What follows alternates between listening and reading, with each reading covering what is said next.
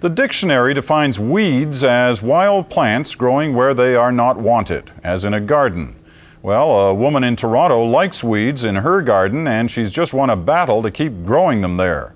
Jeffrey Kaufman now with her story. If there ever was any doubt, it is now clear. Canada's Constitution protects the wildflowers and the natural grasses, the bugs and the birds, at least here in Toronto's East End. I've been doing this for 5 years. For 3 years, Sandy Bell has been battling to keep City Hall out of her naturalized garden. These plants are, for the most part, plants that I've introduced, more recently adding Ontario native plants. Her lawyers had to invoke her constitutional right to freedom of expression to stop the city's tall grass bylaw from trimming the wild plants in her front yard.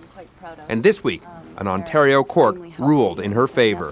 I'm saying, let's acknowledge that our small planet is in trouble, and let's reevaluate what we're doing on our front lawns. Take a look at the neighbors' front yards, and you can see why not everyone agrees with Bell's idea of beauty. I don't like it. I think it looks shabby. I think they should have it, cut down and make it look more neat. Like them or not, naturalized gardens are here.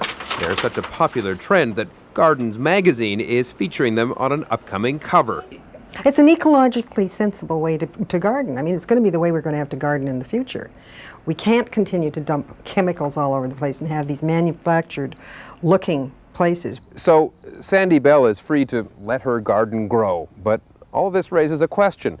At what point does a wild garden become just an unsightly bunch of weeds? Well, I think the compromise has to be something that allows individuals to naturalize their lawns, but to in some way take steps to show that the property is not abandoned. So Toronto has to rewrite its bylaw, and there's a little patch reserved for nature on a quiet street in the city's East End.